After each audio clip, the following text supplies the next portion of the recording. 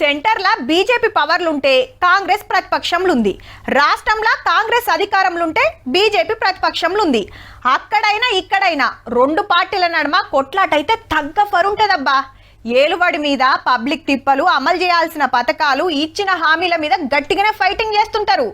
అయితే ఇప్పుడు ఈ రెండు పార్టీల నడుమ కొత్త పంచాయతీ పుట్టింది. బోర్డర్ లాగిన యుద్ధం తెలంగాణలో పుట్టిందుల్లా. ట్రంప్ చెప్తే యుద్ధం ఆపుడేందని జైహింద్ ర్యాలీలో CM Revanth Reddy sir question చేసినందుకు కోపానికి వస్తున్నారు కమలం పార్టీలంతా.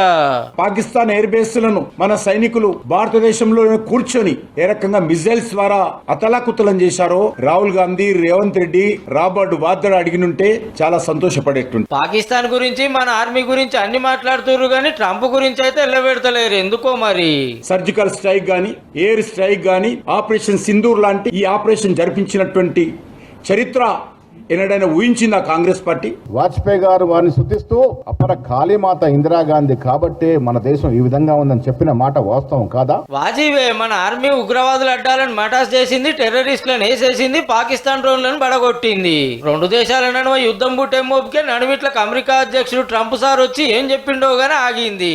ఊకు గురికొస్తుంటే ఎంతకాలం చూస్తాం, ఎవరో చెప్తే మనం ఎందుకు ఆపాలని ఢిల్లీకి వెళ్లి గల్లీ దానిక కాంగ్రెస్ పార్టీ ప్రశ్నిస్తుంది అన్నట్టు. బీజేపీకి ఏ ఎజెండా లేదు. ఎవరు బొమ్మ పెట్టుకొని బతకాలో వాళ్ళకి లేదు. కాంగ్రెస్ సముద్రంలోకి ఒక బిందె నీళ్ళు తీసుకొని వాళ్ళు తాగుతున్నారు.